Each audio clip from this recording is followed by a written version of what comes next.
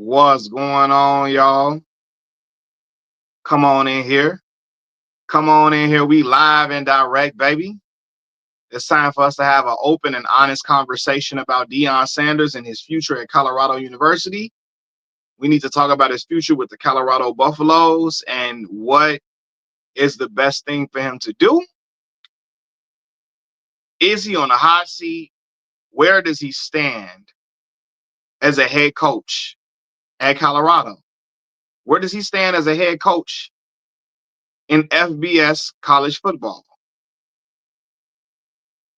I'm waiting for y'all to come on in here. We're going to talk about it. Teron Brown, what's going on with you, fam? How you feeling? We're going to have a conversation about all of this. I'm waiting for y'all to come on through here, though.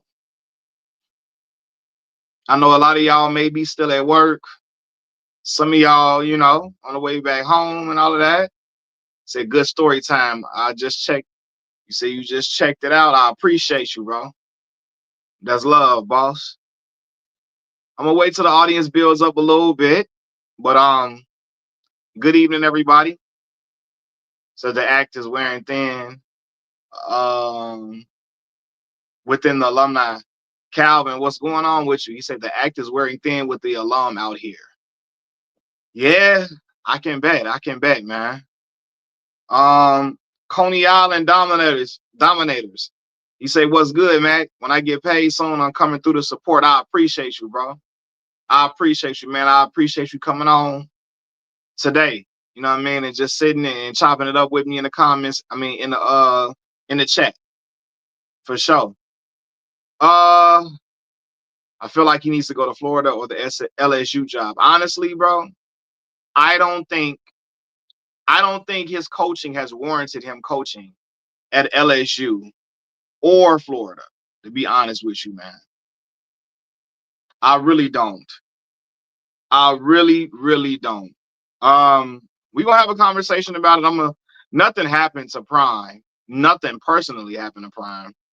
We're talking about his football team currently and how he's been coaching over his 3-year tenure at Colorado. And honestly, y'all, I think he's in trouble. I think after that loss against Utah, it's a lot of different conversations being held about Deion Sanders' coaching ability and about the discipline of his team, about the talent he has. And again, if he is great with X's and O's. Seriously. Oh, yeah, you Texas. Deion don't need to be in the SEC right now, man. I'm a fan of Deion Sanders. Deion Sanders is a football giant. One of the greatest football players to ever walk this earth. But as a head coach, he got a lot of questions about him, man. I think he's a great recruiter of skill players. He can recruit. Well, I know his son. He coached his boy up into a very, very great, a great college football quarterback for sure. Shador. He recruited Travis. He recruited Jimmy Horn. He recruited LaJohntay Wester, Cam Selman, all of those individuals. He recruited them very, very well. He recruits skill players very well. However, he struggles to recruit within the trenches. And in the SEC, those games are won within the trenches. 100%. He struggles to recruit within the trenches. And then I just don't know if he's really good at X's and O's. I've never really seen Deion be able to make adjustments in coaching during a game, right? And for those who don't know, man, Colorado just lost, 53-7? 53-7 to Utah, right? Do y'all know Utah had 422 rushing yards? 422 rushing yards. That is abysmal, y'all. That is horrible. I'm going to be real with you. Once you cross that 250, or anything over 250 rushing yards is ridiculous. I'm not going to lie. Anything over 250 is like, hey, what are we doing? What are we doing? Well, 422 rushing yards by one team on your squad and your squad got 38 rushing yards, that is not good, man. That's horrible. And and honestly, man, it leaves a lot of people having questions, man. And I just don't know if, like, I don't know. I can't say I know how great of a coach he is for real. I think if he has the talent, he can compete. He can compete. If he has the talent edge, if he has the edge in talent, he can compete. But I think of, like, if the talent pool is a little close, he gets edged out. Even at Jackson State, when he was at Jackson State University, they were doing well within the SWAC. They was killing in the SWAC. And he kept losing. He lost the Celebration Bowl twice. Was both of those games lost to South Carolina State University? Right? Now, South Carolina State, great football team. They didn't have the talent that JSU had. And they still found ways to beat Jackson State. Right? Lost to a 6-5 South Carolina. So, right. South Carolina State was 6-5. Second one was to North Carolina Central. Correct. North Carolina Central. North Carolina Central nor South Carolina State had the talent that Jackson State had at all. And he still got out-coached in those games. You know what I mean? She said that white tight end so that I mean, he dropped the pass, didn't he? But honestly, on paper, people would look and say that game should not have been close. Honestly, because Deion, I mean, he had by far the best talent in HBCU college football. You know? So that's my point. I'm not trying to denigrate Prime as a man. I'm not trying to denigrate Prime as you can't question who he is as a football player. I can't even question who he is as a motivator. He's great at, he can recruit some top tier talent in them skill positions, but I don't think he recruits the trenches very well. And then I don't know how good he is with coaching X's and O's. You know what I'm saying? Because again, I've seen him get out coached several times. I remember that time. Who was they playing, man? Stanford. I think his first year at Colorado. They up by like 25 points on Stanford. Stanford come all the way back and beat them. Not one time during them runs did Deion Sanders call timeout. And I always remember that. I'm like, why he not calling timeout? Why he not rallying his troops? And then I think it was questionable clock management at times. You know what I mean? So some would say that's on the offensive coordinator and all of that. But it was just like, yo, yeah, man, I think he could be a great motivator, but I just don't know how great he is at X's and O's. Same thing with John Calipari, right? Because I think I made a video comparing Coach Cal. I think I made a video comparing Coach Cal to John Calipari. Similar situation, right? Coach Cal can be a great recruiter. He can get all the McDonald's All-Americans. He can get the top players at every position. But somehow, some way, he only got one national championship because he struggles with adjustments. He struggles with X's and O's. You know, Calipari, bro, LeBron not even playing, bro. Like, what do you? He's not playing no basketball right now, and you want me to talk about LeBron? His inner circle, look, LeBron bumped. Oh my God. He come in talking about LeBron James on a Deion Sanders video. But somehow, some way, I'm obsessed with LeBron. Here we go. But anyway, yeah, I think, like with Coach Cal, man, Coach Cal will have all them guys. Like, I don't care what nobody say. That year, Coach Cal had Karl Anthony Towns, Devin Booker. Who else? It was a lot of dudes on that team. There's no way they should have lost to Wisconsin. No way on God's green earth they should have lost to Sam Decker and Frank Kaminsky.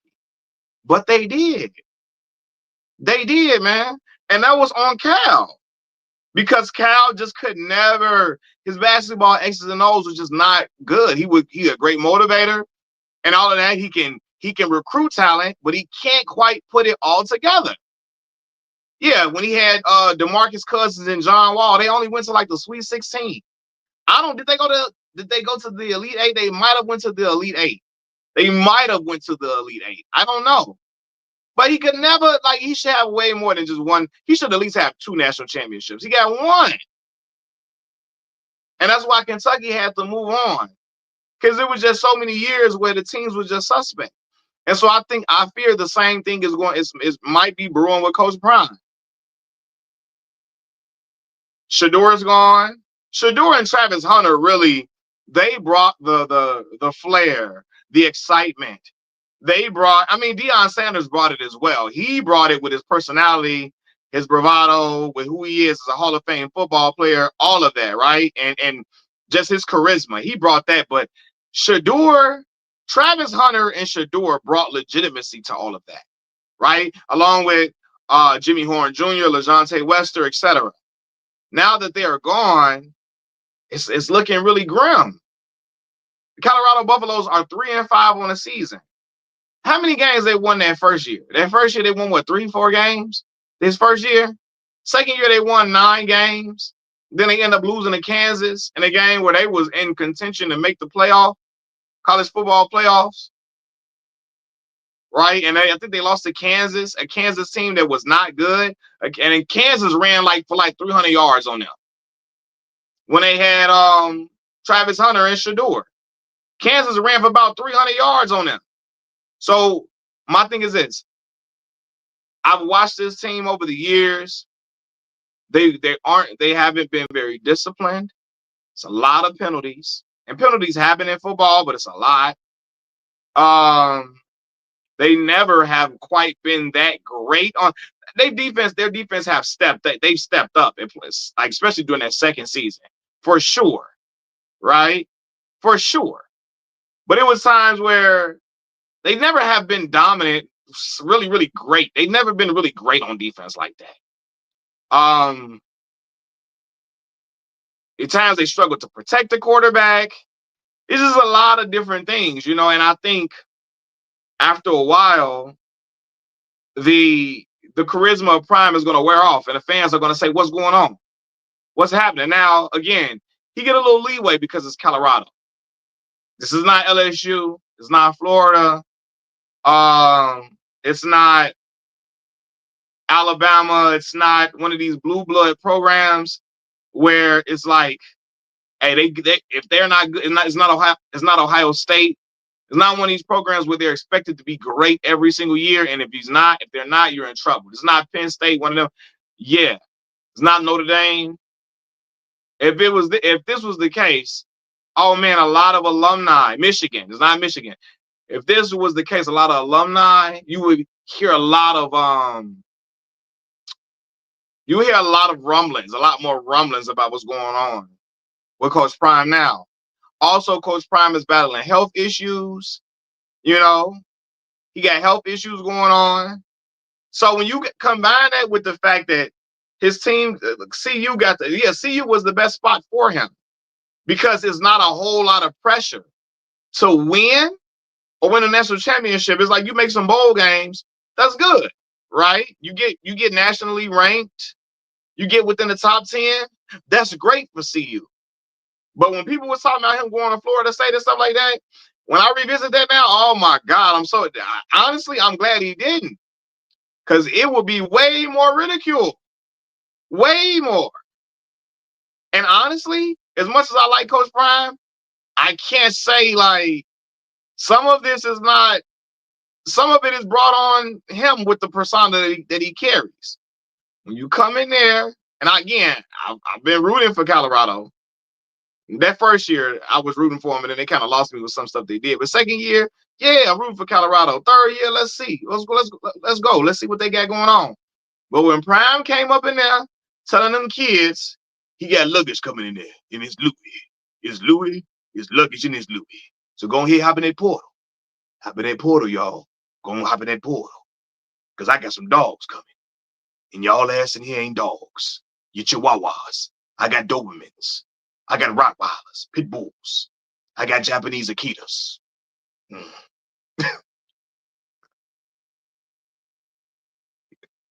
Oh my God, y'all know. I got St. Bernards. I got Cujos. Okay? You got earbuds. Y'all are earbuds. I got Cujo's coming up in here. Louis. I got the Louis luggage. Okay? You knock off. You coach. Sit your ass in coach. And let me be the coach. Right? Now, again, now the team wasn't good. The team wasn't good, but I think it's all in the delivery, Charlie. I think it's all in the delivery, Charlie X, right? I think it's a certain way to deliver that. And maybe because a lot of coaches will do that. They will tell you, get the hell up out of there because you're not good enough. But I think maybe that part should have been done behind closed doors. It should have probably been done behind closed doors because when they got put on camera the way he came up in there telling them kids, hey, my son, the quarterback. And Shador should have been quarterback without question. But when he came up in there telling them, I got Louis on the way, and y'all is knockoff, y'all is the Dollar General, y'all the luggage you get at Dollar General, Family Dollar. Oh man, when you say that, it's an expectation that, hey, you say you brought dogs now. We should have saw a double-digit win season in Colorado. All right. We should have saw 10 wins within the program. People gonna think like that, you know? So, and I understand, I get that expectation.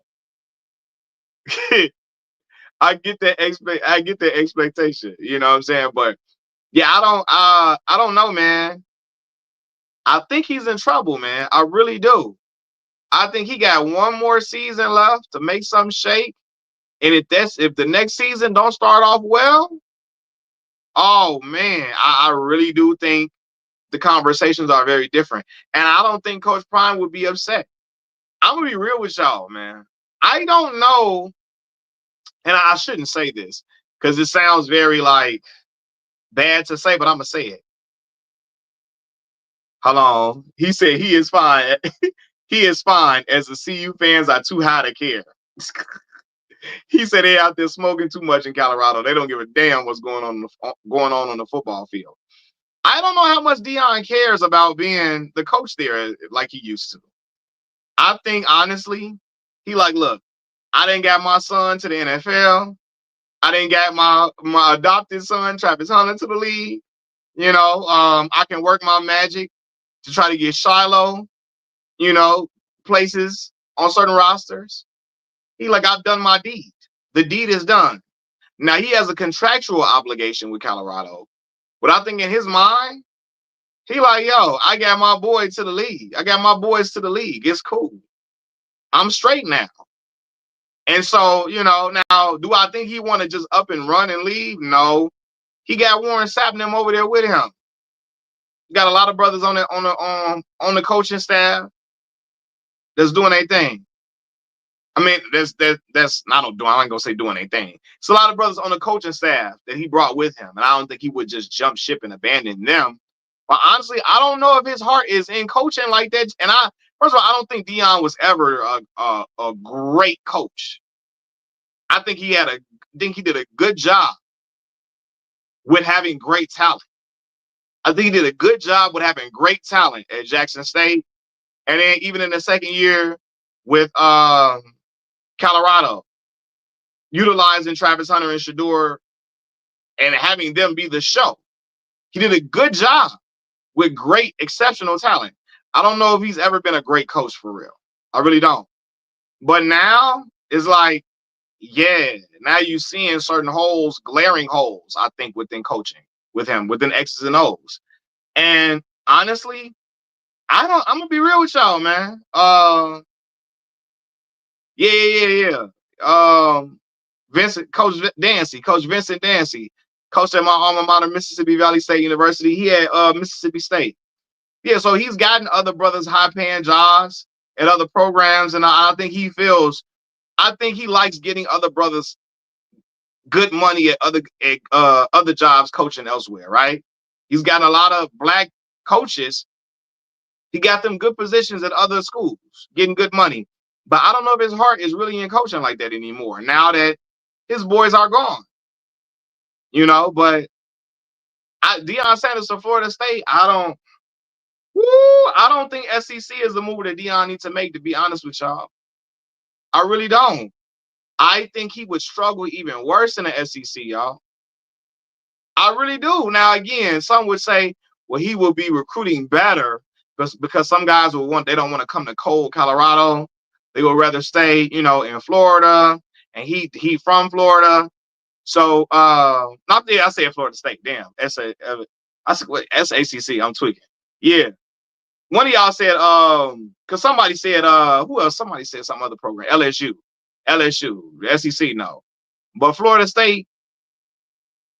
I think now again, I think if he could recruit better in Florida State because of the program being bigger, him being from the state of Florida, I think that would help. He could sell the state of Florida and sell, his program where he came from. He could sell that for sure. But I don't know, man. I wonder. I really, really wonder. I don't know. I don't know how well he would compete at these blue blood programs. Like someone else, I think I have the watcher mention, him being at Colorado was a great fit because you can kind of fly under the radar a little when you're not that good. You'll be trash. You could be a bad team. People might talk about you, but it ain't front page news. The way like at LSU, what? You just saw what happened at LSU now. LSU, you losing big games? Oh no, you got to go. It's front page news. You losing at LSU. It's over. It's over. So yeah, man. I don't know. I don't know, man. You say it was a great fit because they were literally the worst team in the division when he got there. Yes, that absolutely. And if you're the worst team, why wouldn't you want to bring in Deion Sanders, a guy that could bring flair to your program and he can recruit great skill players for real? But yeah, I don't know, man. So Auburn could still use Deion. You think he would do well at Auburn? You think he would do well at Auburn? So I don't see Deion going anywhere soon. I mean, CU might not push him out, but I don't. He's not. They're not playing well, man. And again, when you get 422 rushing yards put on you, that is not a good look, man. It's just not. And Utah ran for 422 yards on them, and Colorado in response had 38 rushing yards. They had like 108 passing yards. It's rough. It's rough, man. You said Deion need a better coaching staff. I mean, he probably could use some better coaching, but I think you can question his coaching too. Now, I do believe that, and I really respect Deion. I really like Deion a lot. I think he can use some better coaching as well, as far as X's and O's go. But yeah, I'm with you, Charlie X. I think next year, I think they're gonna wait and see what happens next year, and see if he can rebound from this season. But I honestly, I think if the season starts off bad and they start off next year getting blown out and stuff, then I think we got a different conversation. I think we got a different conversation. Now other people say, well, Deion, he did great at Jackson State. He had a really good second year at Colorado, and he did. And like I said before some of y'all came in, I think when he has top tier talent and he got the best talent, he can overcome a lot of coaching errors. Like at Jackson State, they had the best talent in HBCU college football. Like on paper, they had the best talent for sure. And he was able to utilize that, against other teams in the SWAC, But then we saw him lose 2 celebration games in a row. He lost to a 6-5 South Carolina State team, and he lost to North Carolina Central while having the best talent in HBCU football. So I think that's why people will look at certain coaching flaws he might have. Oftentimes I see him coaching and he struggles to make adjustments. So that's the thing.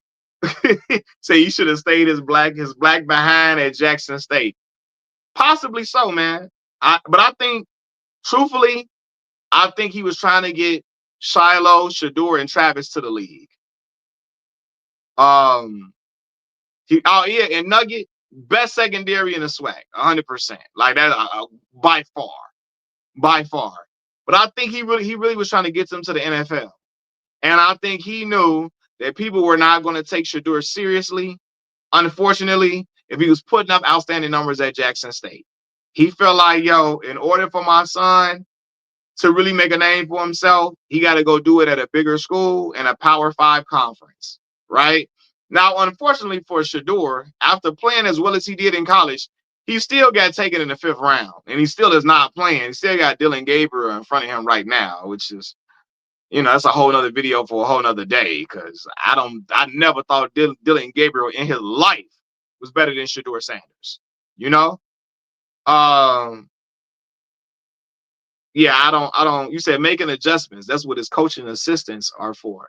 Now, some of y'all might know football better than me, but you don't think some of that is on the head coach as well, making adjustments, clock management at times? Some would say that's the offensive coordinator. That's the coach too, you know? Yeah, man. So I think it's the coach too. I'm laughing at the comments, my bad. But yeah, I think it's the coach too, man. I think I watched Deion see his team have meltdowns and he refused to call timeout to rally the troops. I've seen him do that before. So I think it's fair to question if he's a great coach. I don't think that is out of bounds. You know what I mean? I'm not gonna call him a trash coach or nothing like that. But I think it's fair to ask if he's a great coach or not. Because like I said before, some guys just have supreme talent. And when you got some supreme talent, all you got to do is motivate some of them guys. All you got to do is motivate some of them, and it's all good. Right? And I saw that with John Calipari at Kentucky. You got Anthony Davis, you got Michael Kidd-Gilchrist, you got Marquise Teague, you got just supreme talent. Just motivate them. And your 5 are most of the time are going to beat everybody else's 5 for the most part, until you run into a coach that is really good at X's and O's, and you don't have a excellent rim protector like Anthony Davis, a la what happened when Kentucky played Wisconsin, when they had Karl-Anthony Towns and Devin Booker, and they got beat. And no way Frank Kaminsky and goddamn Sam Dekker should never have beaten Karl-Anthony Towns and Devin Booker now. And he had Devin Booker coming off the bench, which is a whole nother story for a whole nother day. But whatever, it is what it is, man. Charlie X say, yeah, Prime ain't trash, but he can be critiqued for some of the bad decisions he has made. Yeah, and I'm rooting for him to bounce back. I really am. But it doesn't look good when the team is playing like this. Now, from what I remember, is Deion don't really go for freshmen like that. A lot of teams don't, and it's a lot of teams that really just they recruit out of the portal. Let me ask y'all this: do y'all think recruiting strictly out of the portal is like really, really great for a program? What do y'all think about that? Like, do you think like, yo, you need to go after the top high school guys versus just recruiting mainly from the portal, the transport portal? Said Lakers won that trade for Luka and AD. Absolutely. I absolutely believe that. Yes. Lakers did win that trade. He said Prime and Sizzle and not State. It depends on how well your evaluation is on talent. That's a great response. That's a great response. I think because sometimes guys get in just grab other guys from, like if you just grab somebody from Alabama and you just think because they at Alabama, they were outstanding because they like, yo, to be at Alabama, you got to be great. But some guys are good in high school and they excellent in high school. They are never able to make the transition into college football to being a great college football player. So just because a guy was at Alabama, just because a guy was at Oregon, just because a guy was at Ohio State, just because a guy was at Michigan does not automatically mean he is an animal. Some guys get to these programs and you find out that they are a fish out of water. University of Texas 94 said, depends. Are you building or augmenting? So you saying to build, right? You need the young guys from high school to build. What did Deion do? I mean, he didn't do it. His team isn't playing well right now. Colorado is struggling. Their last game, they got beat by a score of 53-7. In the last game, Utah had 422 rushing yards. They're 3-5 on the season. And it's just not going well this year. Honestly, yeah, 422 rushing yards is crazy. It's just crazy. And they only had 38 rushing yards themselves. They only threw for about 108 passing yards. So it's just not a good season for Colorado. I don't think they got the greatest players. And I think also there is some holes in coaching as well at times. So, yeah. I honestly, though, I would think a lot of top guys would want to play for Deion. You know what I'm saying? I would think a lot of top guys would want to play for a guy like him. What do y'all think about this? I mean, do you think it's just like some guys would rather go wherever the money at, whoever the highest bidder is, and a lot of these blue blood programs got the most money? Ohio State, and Indiana out here going crazy. The Indiana Hoosiers is going crazy out here, man. Dante Whitaker says the transfer portal is supposed to be used to fill positions of need on your team, not to build a team. Right. Got you. Do you feel like Deion is using the portal to build his squad versus just augmenting? Develop is the problem. Who has coached improved outside of his son and Travis? It's a great point. Who has he improved outside of Travis Hunter and his son? Yeah, I was saying he did great with those skill players there. I mean, he recruited Jimmy Horn, LaJohntay Wester, those guys, but I haven't really seen him. I'm trying to see if it's fair to say this. Have I seen him really develop guys? The NIL money is hurting the college game. They're getting paid, so if they don't produce, they still get paid. Do you think that's why he's struggling though? Because it's other teams that are blue blood programs that still are able to keep up, even in today's age with the transfer portal. Do you think like paying players is not the option? And those players having a camera in the face every day also does not help. Dante says most of Colorado roster over the last 3 years have been mostly transfers, not guys he recruited and developed. Yes, 100%. I've noticed that he's been just getting a lot of transfer guys versus guys he recruited, he developed, etc. And I think you need guys that you can recruit and develop yourself a lot of times, man. Because like I said, just because a guy was at Alabama or he was at Michigan does not mean he is a world beater. Sometimes these dudes be great in their high school and they get to college and it just does not transfer. Yeah, man, my Bulls out here balling out.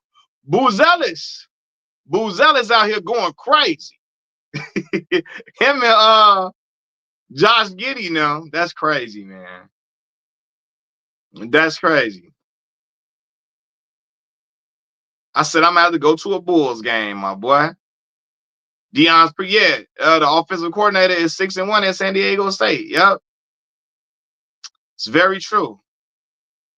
That is very true, man. So yeah, I don't know, man. I think now you're gonna have more people questioning Prime now. Now again, I don't think he's gonna get fired at the end of the season, but I think have you been keeping up with Valley? I don't know, what drama are you speaking of? I really haven't been keeping up with Valley like that. What drama going on, Ida Watcher? What drama they got going? Should have never left HBCU. Well, and a lot of people say that he should have stayed in the HBCU ranks. I think with Prime, he was trying to get. I think he was trying to get Shador and Travis Hunter to the league, and I think he always felt like, especially as it pertains to his son, I think he knew Travis probably was going to get his shot, but as it pertains to his son in the quarterback position, because let's be real, a lot of NFL teams they will take a cornerback or like a defensive back from an HBCU quicker than they'll ever take a quarterback from an HBCU.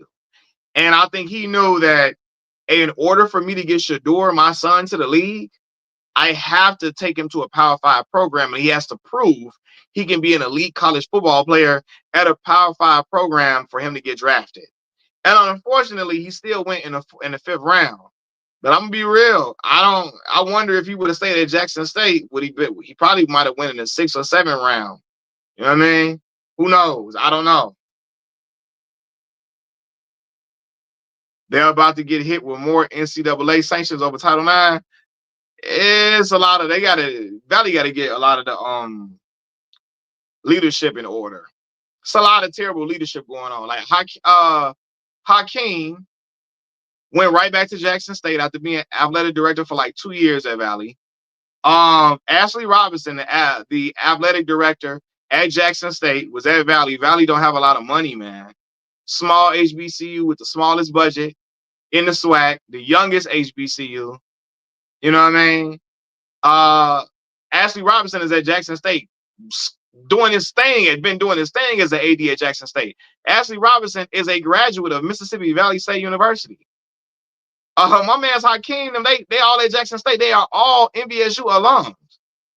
And they at Jackson State doing their thing, thriving. You know what I mean?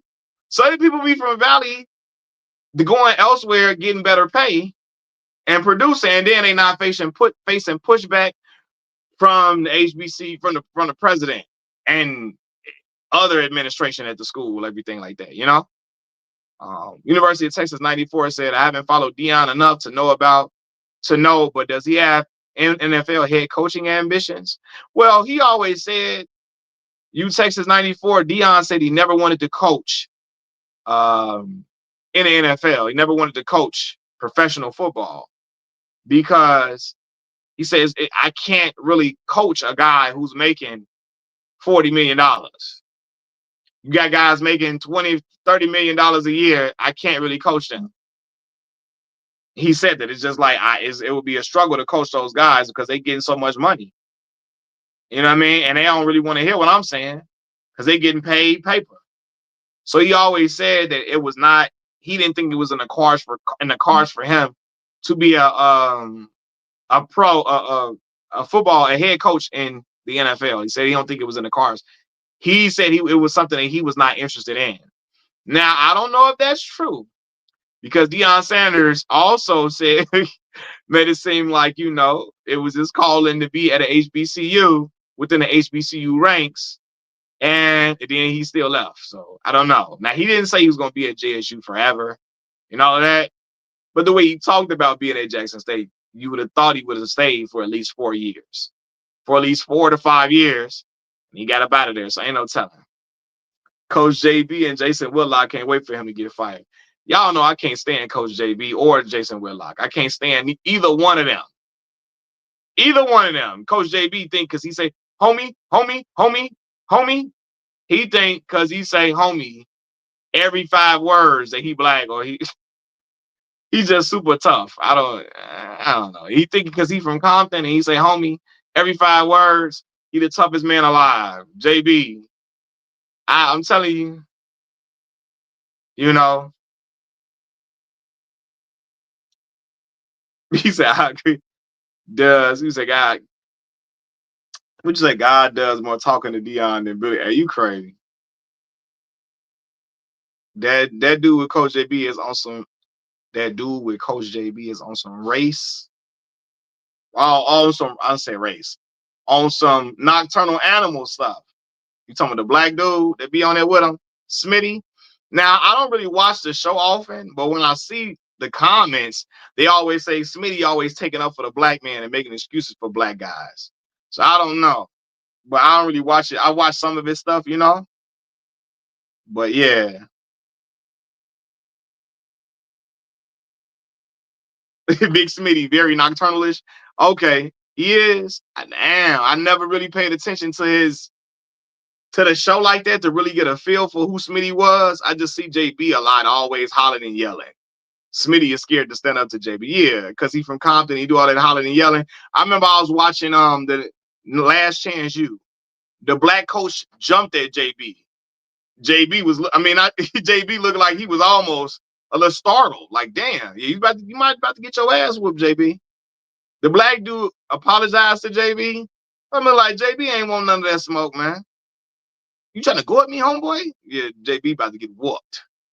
JB one of them dudes that think because he smokes cigars and he curse, that he tough and he a real man's man. I hate dudes that wear this facade of being this masculine man and don't be on a goddamn thing. But he said JB didn't want no smoke from that little dude. Yeah, the little dude, man. Little dude finna crack Coach JB upside the head. Little short black guy about to crack JB upside his cranium. Said Deion to LSU. Oh, brother, absolutely not. Pick 6 Ringo. Woo! I don't think. Oh no.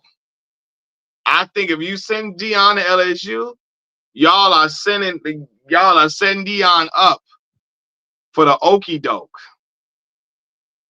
I think Deion got to prove himself a little bit more as a head coach in college football ranks before he go to LSU. Because LSU will be waiting.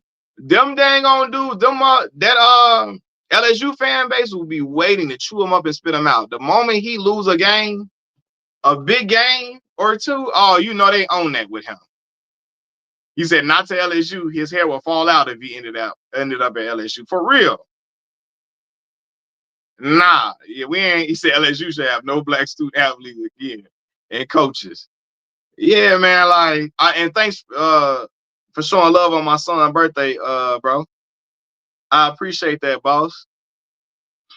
I appreciate you, big dog. But yeah, man, LSU would be. Let me tell you something. Deion, he would be looking 5 times. He would be looking 10 times older than what he is right now, being at LSU. It's just a lot of pressure that come with that program, man.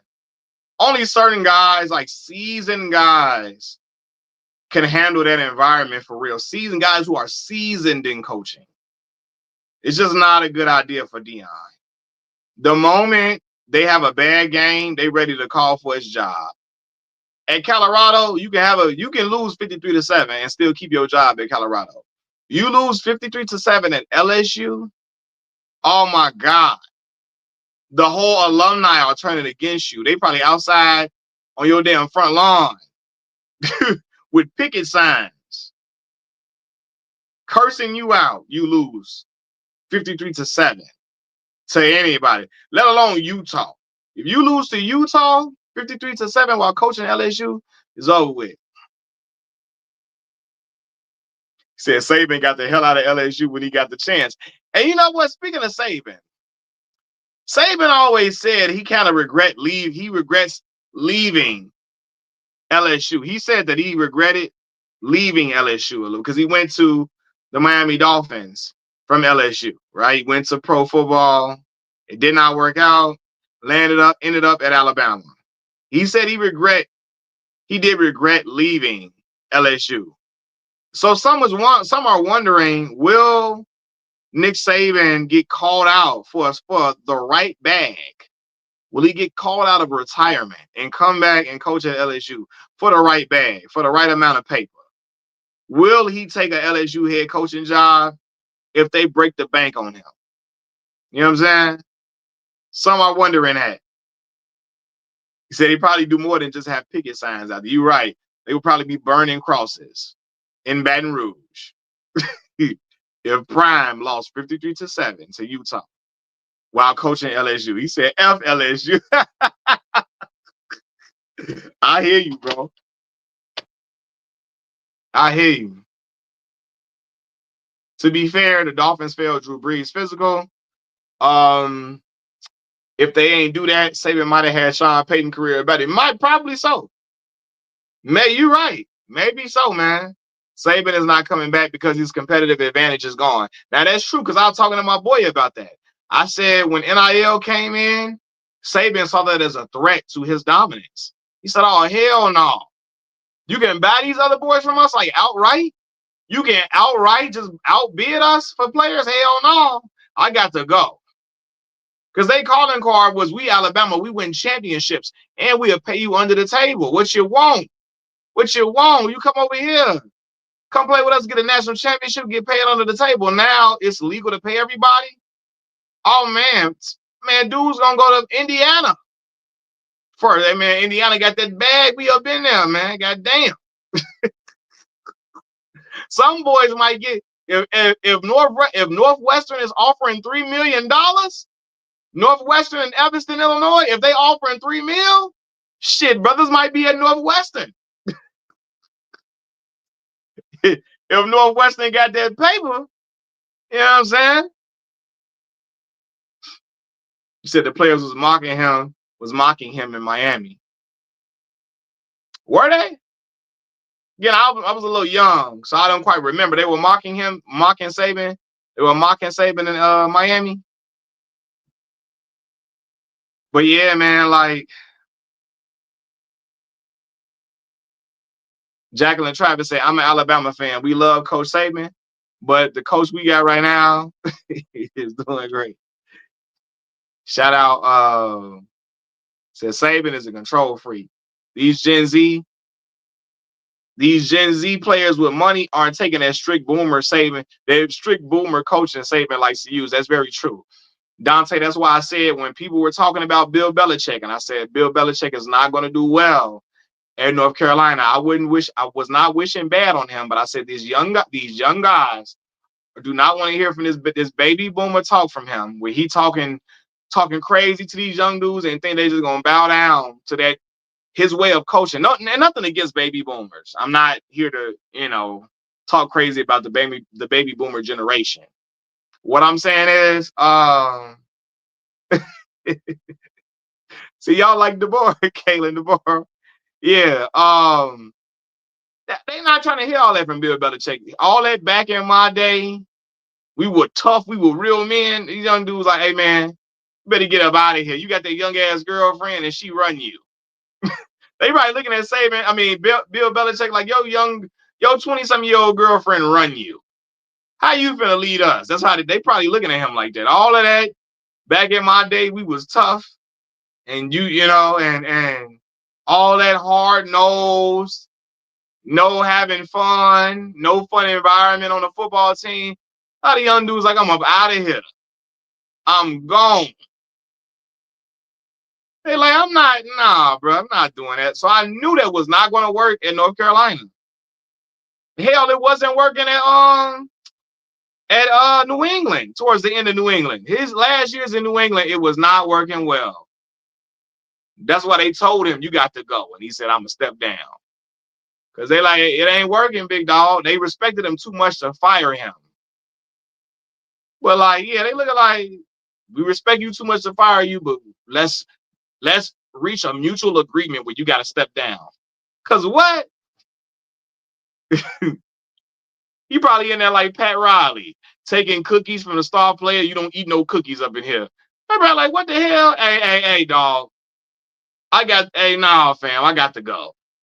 He's saying we can't eat chocolate chip cookies. Is over with.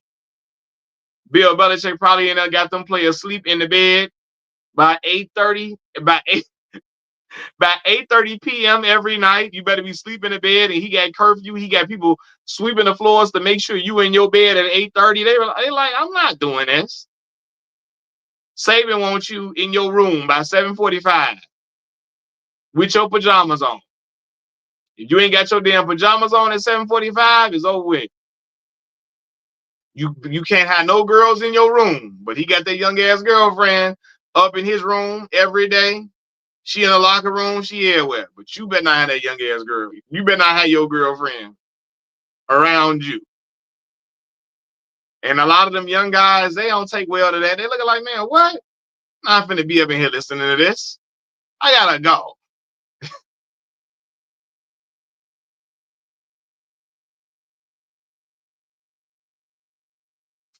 Speaking of that, I want to go live later on too, because this whole Jay-Z in a versus battle is getting a little.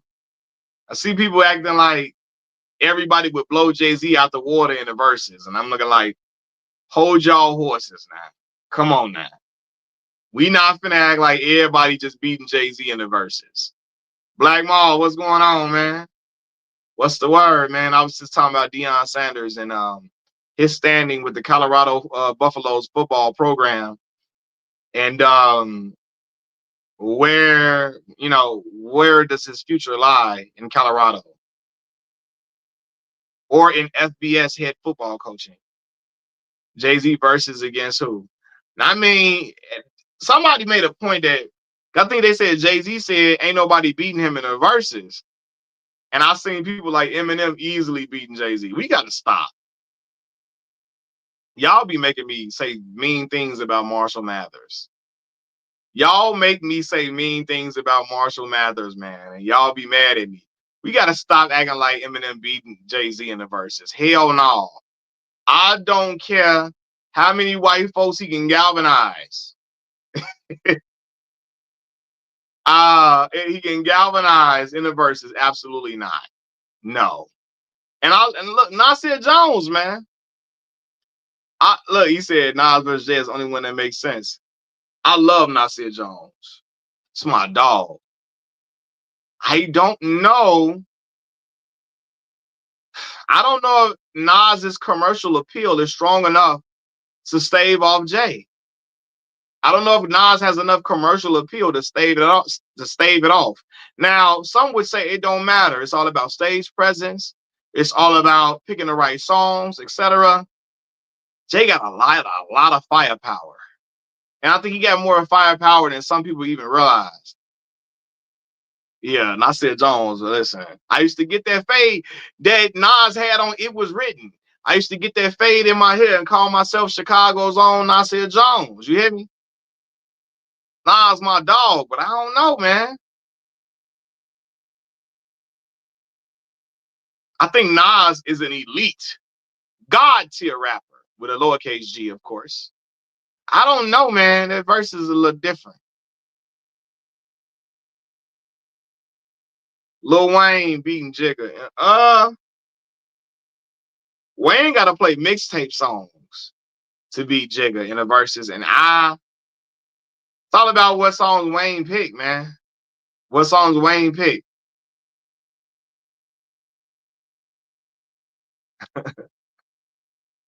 Daylight savings, yeah. Let's go ahead and push them clocks back. I need another hour of sleep. I need another hour of sleep. So go ahead, push them clocks back. I'm with all that. Let's go.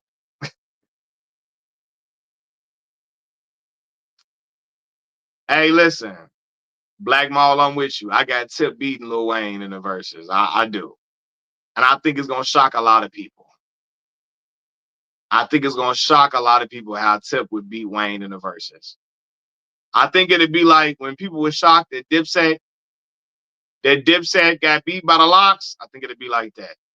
Why is 50 so jealous of Jay? They always had some little tension. I think it's just that New York, that ego. 50 got a big ego. Jay got a big ego. So none of them want to concede to one another. You know what I'm saying? And so I think, yeah, it's that ego situation. Because 50 done said some crazy stuff about Jay.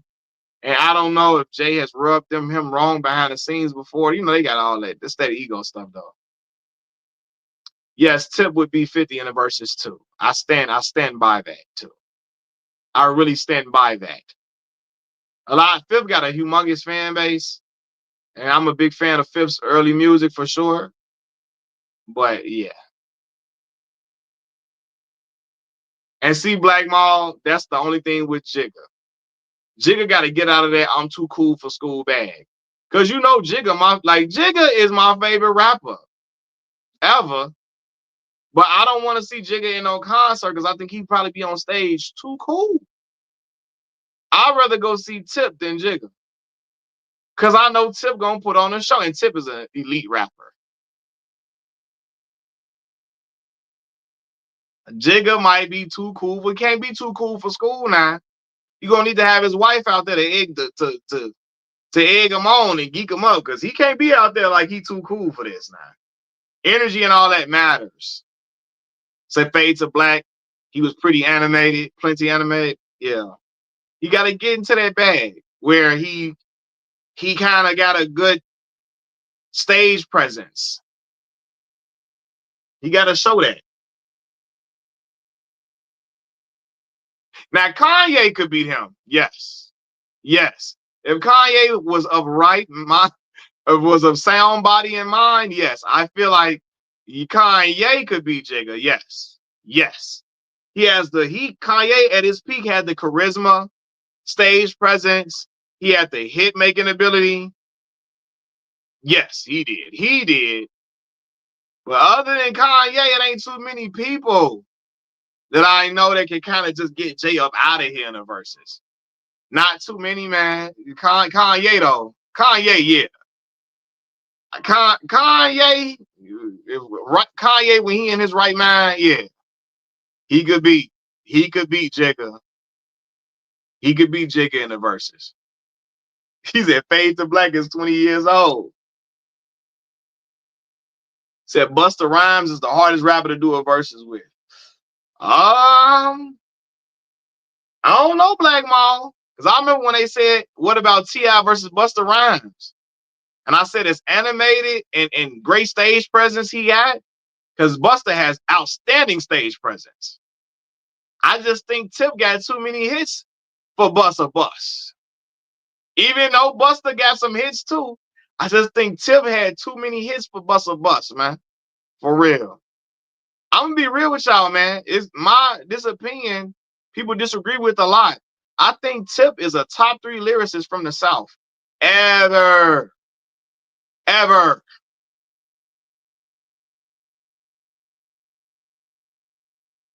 I think Tip is a top 3 lyricist from the South ever.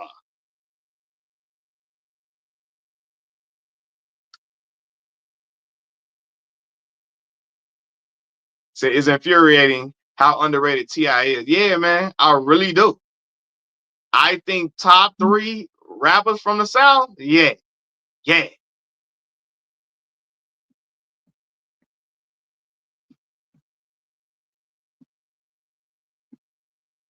And I'm gonna tell y'all this, man. And that's my order, my Black Mall. Yes, T.I. That's my 3. T.I., Scarface, and 3K. Yes. Black Mall know what I'm talking about. That's my 3. T.I., Scarface, Andre 3K. Top 3 Southern lyricists. Yes, I got Tip as a better lyricist than Wayne. Yes. I do believe he's a better lyricist than Wayne. And I know that's a controversial statement, man. That's controversial. But I do got Tip as a better lyricist than Wayne. Scarface over Big Crit. I love Crit, man. Face Mob, tough though, Charlie X. Man, I love Crit. Killer Mike too, for sure. I remember I first got put on Crit when I was in high school. Scarface that one, man. T.I. actually stays on subject coherently. Black Maul in here being extra offensive and then say no offense to y'all. He like, that's like saying them Tyler Perry movies for y'all who not that smart and y'all like lowbrow and lowbrow humor. You know, I say that sometimes too, but you know, yeah. So I agree with Tip and 3 Stacks. Okay, you agree with Tip 3 Stacks? He like, look, if y'all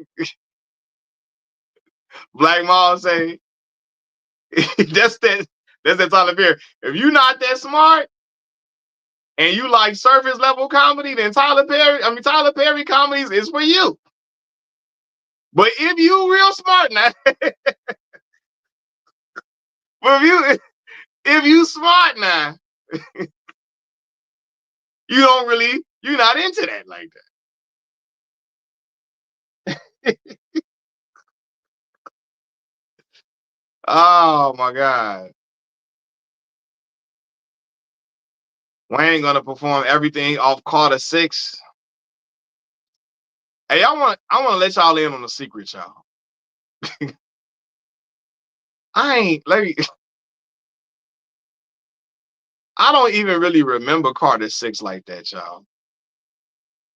I'm gonna be real for you. I'm gonna be real with y'all, bro.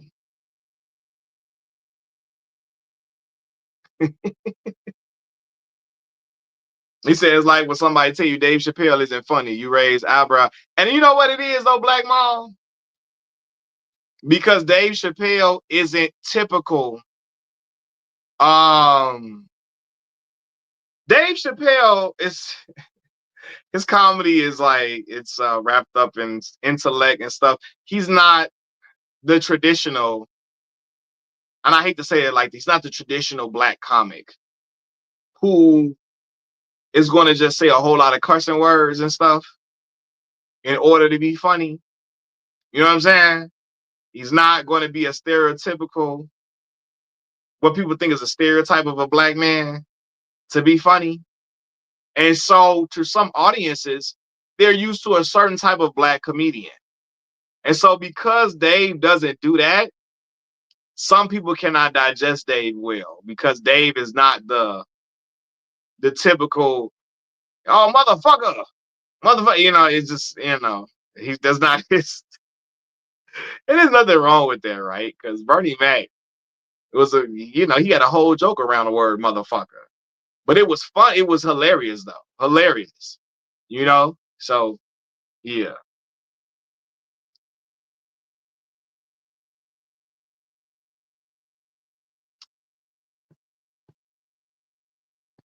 So rest in peace to DMX. Woo, that would have been a great showing for a great battle for Jigga. Hey, who won that DMX and Snoop Dogg versus? I remember they did that. Who won that? Who won that? I don't remember that. I don't remember who won that dog versus dog versus.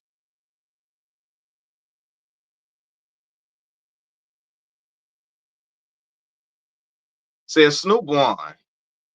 And Steven say X won. Charlie say Snoop won by a landslide. Oh, we have a difference of opinion.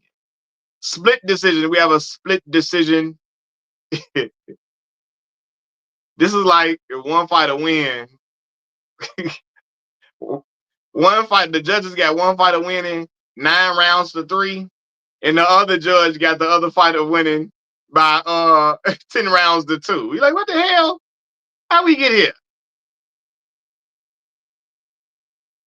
I think Jay-Z can be beat in the verses. Who beating Jigga? Kanye. Only one on top of my head. Kanye, probably the only one off top of my head who I feel like could really, Kanye in his right mind could beat Jigga. Off the top of my head right now, Kanye. Yeah. Uh, do not say Eminem on here. Cause then y'all gonna make me talk about Marshall Mathers in a bad way. I be trying to leave him alone, cause you know, say Kanye ain't even a lock. I ain't saying he a lock, but I think if Kanye played his cards right, yeah. Kendrick would be just woo. Now again, Kendrick hot right now. I don't know. I don't know, man. I don't know. I don't know, man. Like when Jay-Z played Big Pimpin'. Well, I guess Kendrick gonna play Not Like Us, but Big Pimpin' got woo. When Jay-Z played Can I Get Her, right? When he played Can I Get Her, when he played um not Jigga what, Jigga who, N-word what, N-word who, and he bring out Jazzo to do that triple time flow that Jazzo was doing, right? When he do Bonnie and Clyde '03, you know what I'm saying? Yeah. When he do I just want to love you, aka give it to me. Give me that funk, that sweet, that nasty, that gushy stuff, but don't bullshit me. You know?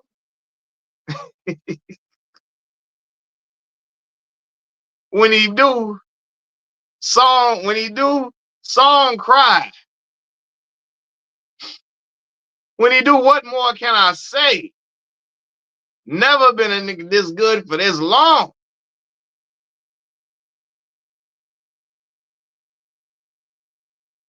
When he do Ain't No N-Word with Foxy Brown. Ain't no N-Word. When he do that one, man.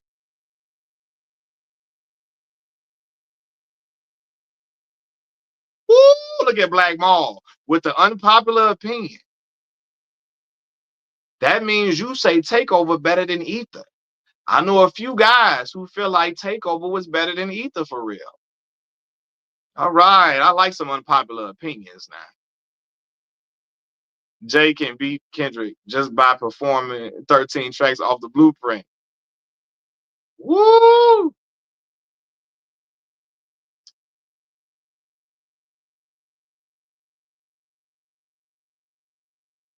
Hey, Takeover was tough.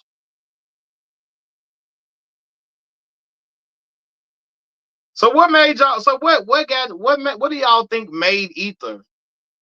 If y'all think Takeover was better, what do y'all think made people gravitate to Ether so much? For those of y'all who think the Takeover was better, what do you think made people gravitate to Ether so much?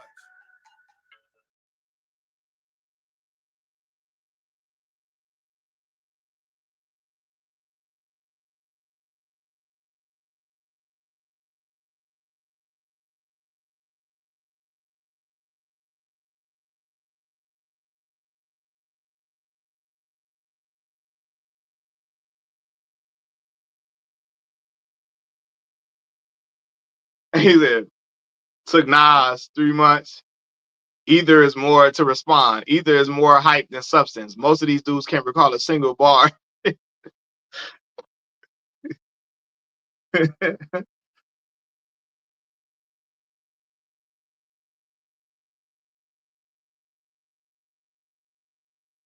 They gonna quote when he called Jigga ugly.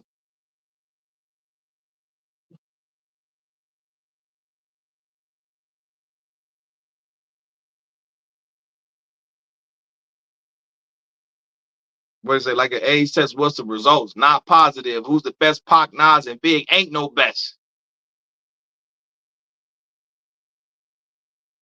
And he say, I embrace y'all with napalm blows up, no guts, left chest, face gone. How can Nas be garbage? Send me autos at your cartilage.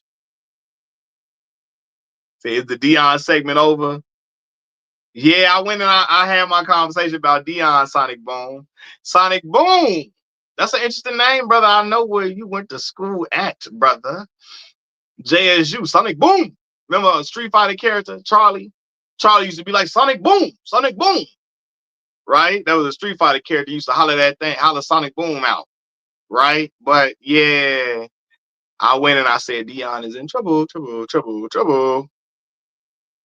He said, nah, I said, send me autos to your car. Hey, yo, Black Maul is crazy. Hey,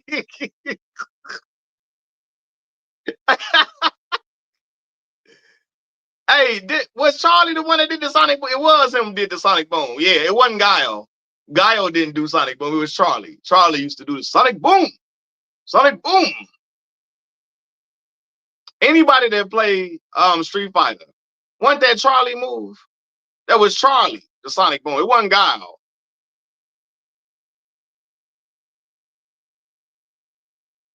So yeah, Street Fighter. They're doing a new Street Fighter movie with WWE wrestlers for real. Who finna be Guile? John Cena. They gave Guile. It was Guile. Sonic Boom.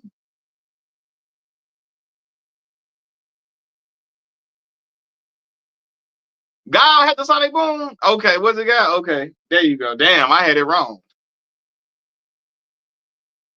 Cody Rhodes was about to be Guile. Why the hell I thought Charlie had the Sonic Boom? What the what? Why did I think that? That's crazy. All right, Battle Rule said it may have been both.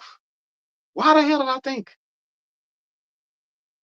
Oh, it was Charlie's move that he taught to Guile. Who the heck is Charlie? I was deep in them Street Fighter trenches, Stephen B. Oh, he taught the move to Guile. Okay, there we go. All right, there we go.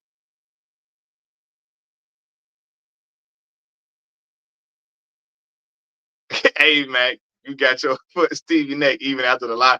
I had to go do it again. Charlie taught it. Okay, there we go. And you know Charlie X, you know. I used to have this game called Street Fighter Alpha 3 on PlayStation 1. And I used to play with Fei Long and Akuma. Akuma was fire on there. Akuma was a demon on that mug, literally.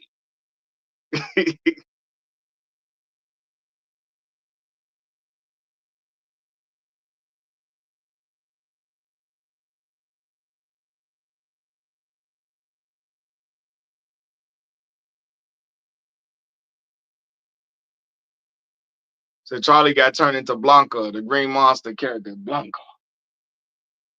Oh, you do that? I used to play Street Fighter all the time. E Honda, the damn thousand hand slap. Boy, that's why they be. I watch if y'all watch boxing, man. They be calling my man Sebastian Fundora. My uncle be calling him Dawson. You go fire. Ever played the game Driver on PS1? I never played that. When you hit 35, go back and listen to Kingdom Come. When I hit 35, okay, I got you.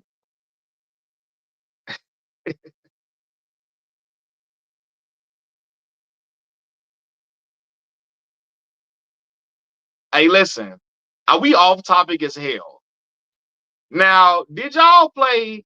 Now, I didn't start. I started back playing video games in 2015, right? I stopped playing video games 2007, started playing video games again 2015. When I got Mortal Kombat X, I found out about this character that was an Aztec, like an Aztec warrior, or Omega Aztec warrior, something like that. What's his name on there? Kotal Khan. Kotal Khan on goddamn Mortal Kombat fire. I'm cold with Kotal Khan. Kotal. Kotal Khan fire. I'm like, yeah, dude, cold. I never heard of this character before. I'm like, damn, is he new? Cause who is dude? I turn into that damn leopard. That Kotal Khan turned into is it's up.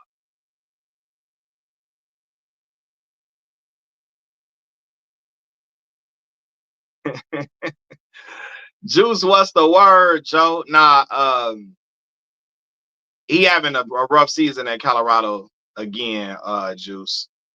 And they got blown out 53-7 the other day. Deion Sanders in Colorado. And they got 422 rushing yards put up on them. And I said that's abysmal. And I think now it's a lot of people questioning Deion Sanders' coaching ability and his ability to make adjustments in a football game because his team does not appear to be disciplined and they can't execute, you know? So, yeah. Soul Calibur. I forgot all about Soul Calibur. That Soul Calibur was on the Dreamcast, bro.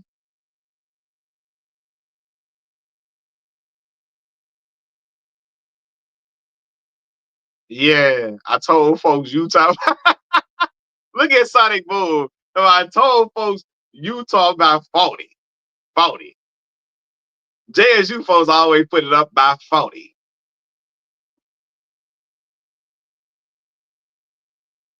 Hey, Jeff Teague say Zach LaVine got the worst NBA career ever for a great player. Yeah, man, Zach boy. Damn, like bro, Sacramento like 1-6 or 1-5 or something right now. What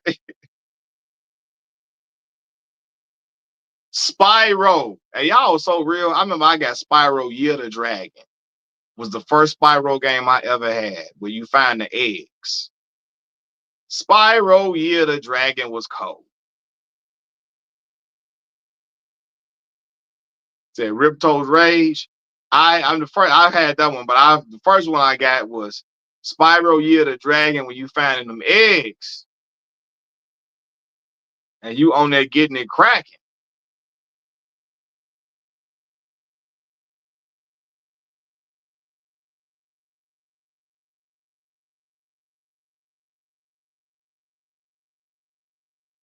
He said Cooper Flag is the GOAT.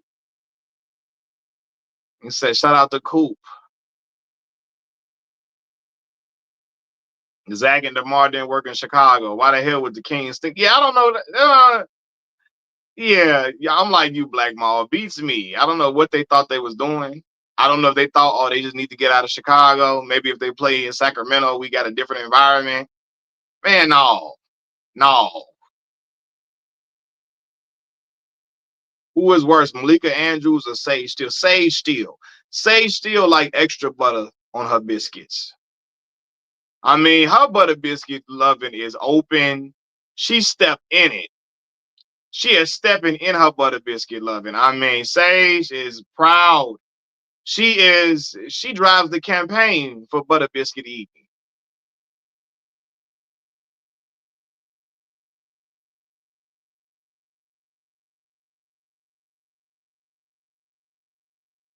You said no, both of them are worse. Yeah, yeah. But something about Sage Steele, hers is more. Woo. Sage really want to say she hate black folks. Sage want to stay. Sage really. I'm not. I promise you. Sage one day she gonna say fuck black people. She gonna say it one day. Cause now black folks calling her out even more. She gonna say it one day.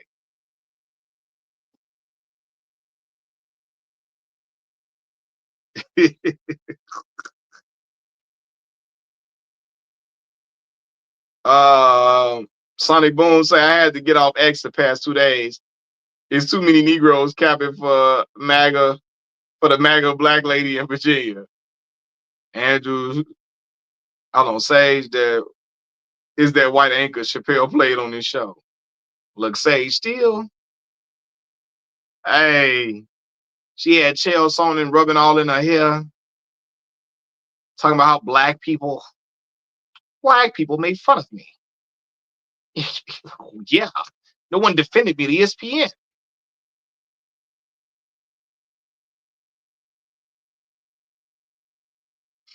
Yeah, Malika Andrews married Dave McMenamin.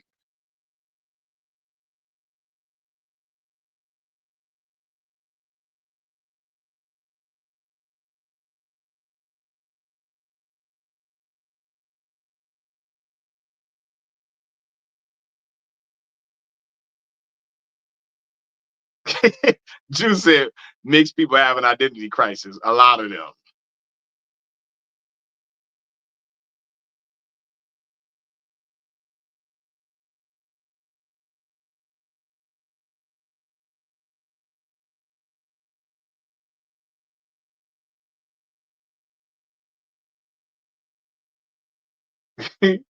Look at they got young VJ Edgecombe.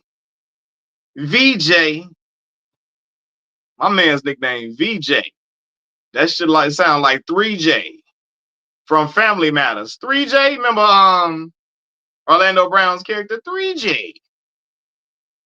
What was my man's name? What was the 3J stand for? Jefferson, Jackson, Johnson. What was his name? 3J? Nah, VJ Edgecombe going crazy though. They do, bro. That's why I'd rather not dilute cheese. Keep it black this way. I feel you. Yeah, I did hear about the verdict for Sonya Massey's for the man who unalived Sonya Massey. Yep. That was horrible. And I think Jason Whitlock was like defending dude or something from what I remember. like when it first happened.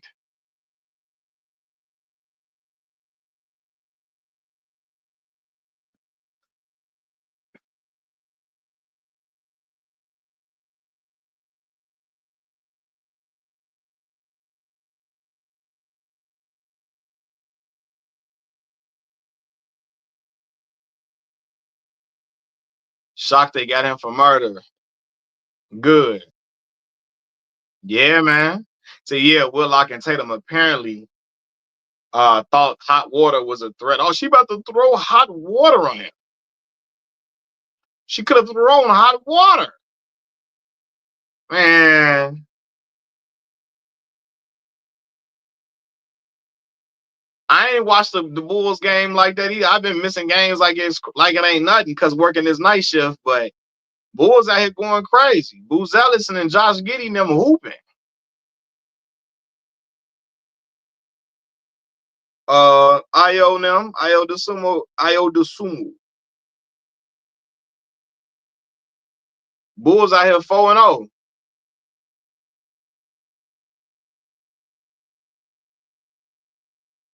Say, hey, Mac is getting a little cold in Florida. How's it looking for you over there in the shot? It's getting cooler. It's in the 50s, the low 50s. You know what I'm saying? It's in the low 50s. So that, which is for Chicago, that's good for us. That's cool. That's straight for us. In Chicago, low 50s. And at the very end of October, okay, cool. We straight with that. I'm good. I'm good with it. Right? When it started hitting that 20s, you know what I'm saying? Them teens, that's when we say, oh shit, man. Got to bundle up, man. 50s is good here. We be like, all right, that's good for us. 51, 52, let's get it. I threw my hoodie on, throw my little jacket on, we good. It's that other stuff that be like, all right, now, hold your horses, goddammit. When it get to 15, 17, you know, 12 degrees every, hey. Come on now, Chicago. Because usually when it's that cold, the Hawk be hollering too. The Hawk is the wind. The wind be hollering and whistling all in your ear. And you got to walk backwards so the wind don't be cutting up your face. You know what I'm saying? Said from Wichita, Kansas. Can't confirm. Shout out to Wichita, man. I remember when I was little, I used to pronounce Wichita Wichita. And the only reason I would see Wichita was because I would watch wrestling and they would announce where they was going. They would show where they was going next at the bottom, but they would say Wichita. I'm like, well, I thought it was Wichita. One time I was in Chicago on the north side. Was it up north? Yeah, we was up north at this little spot, and Ron Baker was up in there from Wichita State. Remember Ron Baker? Looked like Shaggy, kind of looked like Shaggy from Scooby-Doo, Ron Baker. Ron Baker just happened to be at this little spot talking to two white girls. Like, Ron, what the hell are you doing in Chicago on the north side somewhere? What are you doing, Ron? Wichita State, I think they had Clee Anthony Early. They had Fred Van Vliet from Rockford, Illinois. Ron Baker. Hey, Mac, Wemby, Giannis, and Joker are the best players in the league. I hate to admit it, but the white boy flag is America's last hope to be the face of the league. Man, he might be. I am the last hope. They gonna need Carmelo Anthony's son. Look, Cayenne to come in or something. Cayenne Anthony to come in and shift the guard up or something. I don't know. Yeah, I saw Alex Thomas. So, but that scene that we said what John Singleton wanted him to do, that scene is a deleted scene in Baby Boy, where the dude was eating out his baby mama peanut. You remember in Baby Boy, Jody had another baby mama. He had a baby on Yvette with a girl named Peanut. In the deleted scenes, it's a dude eating Peanut out under the covers. In one of the deleted scenes, and Jody whoop dude, and kick him out the house. So it really wasn't that bad. It wasn't no crazy that bad of a scene with what Alex Thomas was making it seem to be. It wasn't that crazy, but it is actually a deleted scene, and I know because we had Baby Boy on DVD. You know what I'm saying? Peanut and Pandora. Pandora was cold.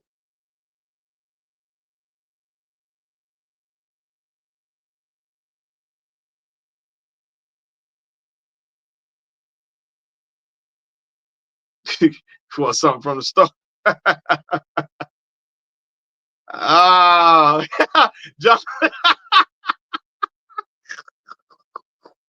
hey, Black Mom, Black Mom, John Singleton said the name of the movie was supposed to be called Fighting and Fighting. What did John say? John, what was John on? God rest his soul.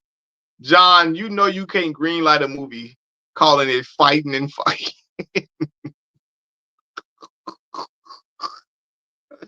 Ah, I heard that though. I heard that was supposed to be the name of the movie. It's like, bro, how you gonna push this in the studios with this name?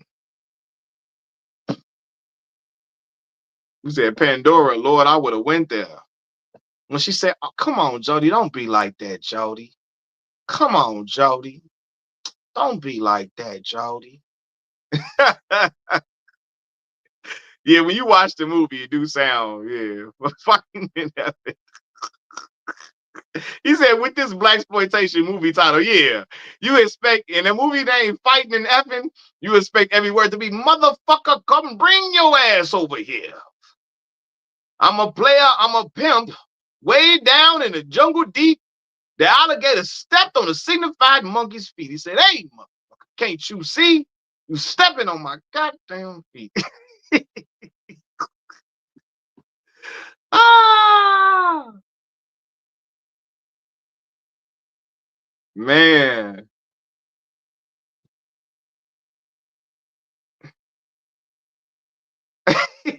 Black Maul is crazy. Talking it's easier to ask your girlfriend for forgiveness than permission. Black Maul is a scandalous individual.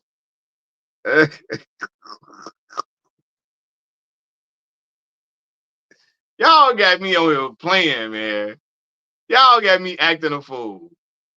The Dolomite. Yeah, Dolomite. For real. That's what if the title of the movie was Fighting and Effing, that's a blaxploitation title. I've been, boy, I better hear some Dolomite lines. And then, if the movie called Fighting and Effing, oh, Richard Roundtree. Richard Roundtree would have walked out the back room. Richard Roundtree would have been Melvin's father in the movie. And when he would have told Jody, see, I used to F in front of my son. I showed my son how to F these girls and make them feel good and satisfied. That's why these women will never leave me alone. Richard Roundtree, Fred the Hammer Williamson, Fred Williamson would have been in the movie too. Goddamn, Isaac Hayes would have been in Baby Boy. I'm gonna get you, son. Isaac Hayes would have been in the movie if the movie was called Fighting and Effing. Isaac Hayes, Fred the Hammer Williamson, Jim Brown, all them, Rudy Ray Moore would have been up in there. Everybody would have been.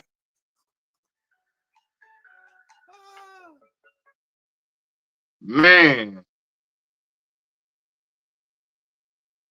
Yeah. Melvin Van Peebles. Yeah, Jim Kelly. All them would have been up in the movie. It's a blaxploitation. If the movie called Fighting and Effing, I know who's gonna be up in there. I know who's gonna be up in there.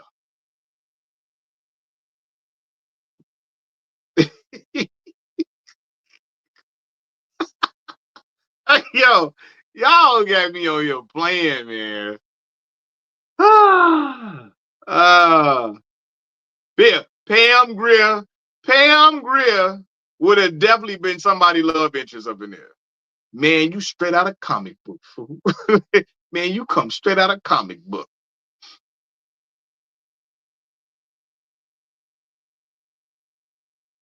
Yeah, Bushido Brown from Boondocks was definitely based off Jen Kelly.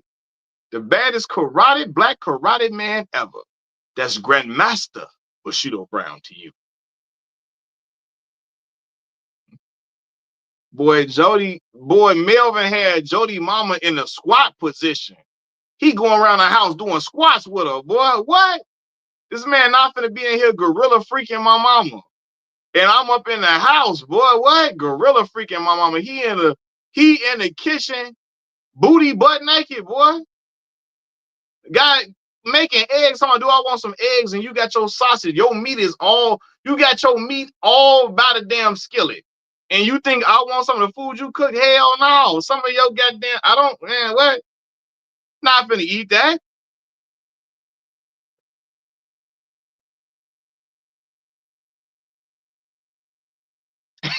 Yeah, like you can't green light a movie with the title Fighting and Effing. What is John doing, man? Jody Mama was turned out for show for Melvin. What? Melvin was, I'm talking about tonguing Jody Mama down in front of Jody. Like this mom freaked out, boy. Have you seen Uptown Saturday Night? Oh, you talking about Bill Cosby and Sidney Poitier? When they did the 3 movies, A Piece of Action, Uptown Saturday Night, Let's Do It Again. What's that, Bootney Farnsworth? Let's do it in the morning. Let's do it again.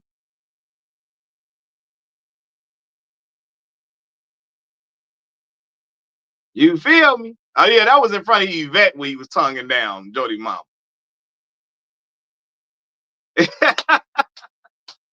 You feel? You know I grew up in that black family. Brian Chapman, Sidney Poitier, and Bill Cosby.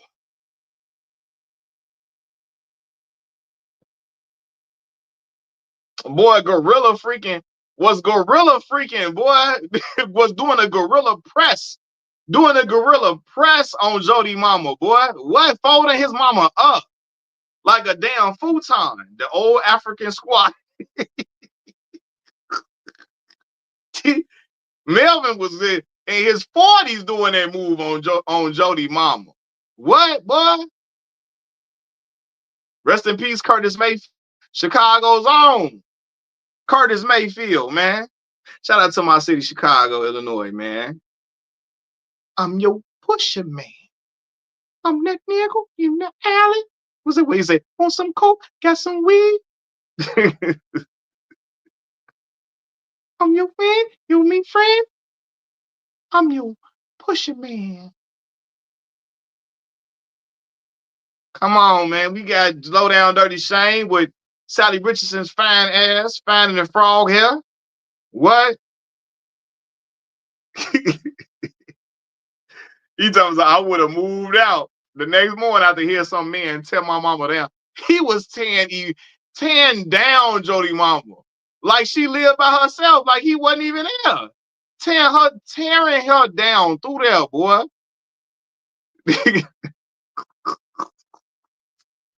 That man jumping off the top rope on Jody Mama. What? I got to go. Once you doing my mama like that and when I'm in the house, I got to go. Say we grew up on the legends. Harry Belafonte. Nothing happened to Deion. Just his team isn't playing well. And that's why I brought up that topic. But yeah. You know what I mean?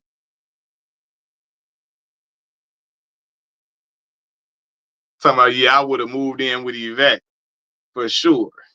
Yvette got Rodney coming to the door, talking about some, I'm home, baby. Ain't gonna leave my damn baby in a house full of Crips. I got to get on Yvette ass now.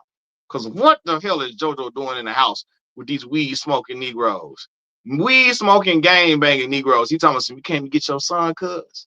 Come get him. I ain't trying to be his daddy. No way. I bet. Now I got the, I want to whoop your ass now. And then Yvette, this my son coming with me forever.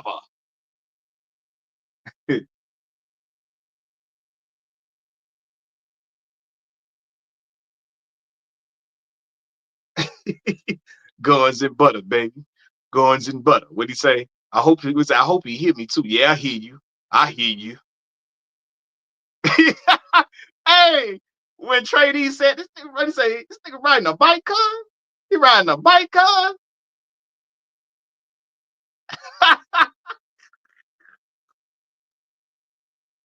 Yo, baby boy, man. Baby boy, such a classic movie, man. When Sweet Pea said, I got jumped.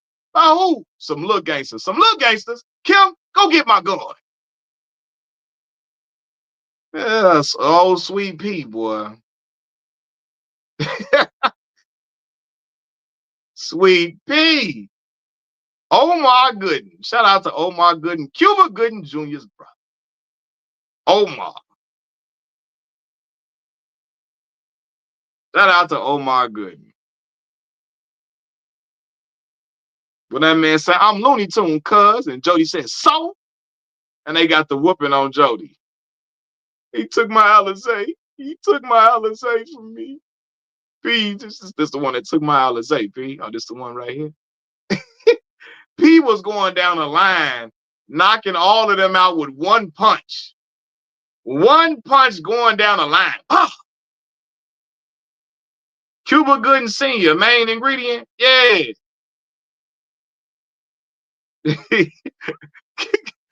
Cuba was dropping them like flies with one punch. Bah! Bah! I'm no, Joe. He ain't dead. He ain't out here doing them boys like Deontay Wilder, fam. He ain't there doing them boys like Deontay Wilder, bro. My man's in there like Deontay. Like, remember Deontay Wilder knocked out Dominique Brazil? Bah!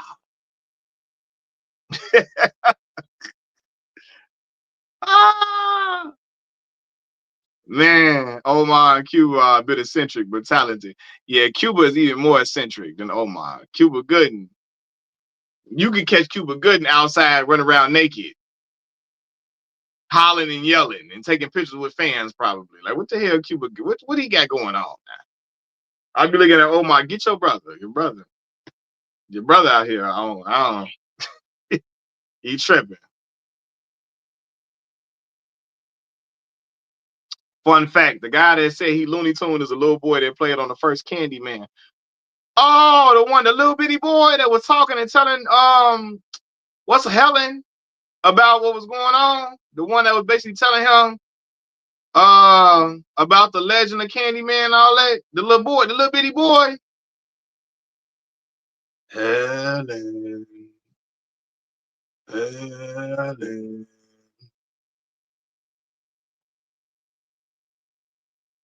Hey man. He was telling about that situation in the bathroom.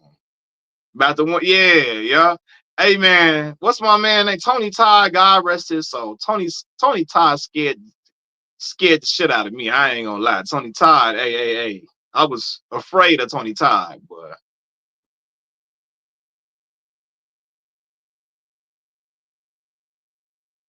fun fact, the dark-skinned boy and baby boy who took Jody bike is Lil Chris from Friday. Dang. Is that really it? Look like him. Why took your bike? Want your bike, cuz? Nobody wants your uh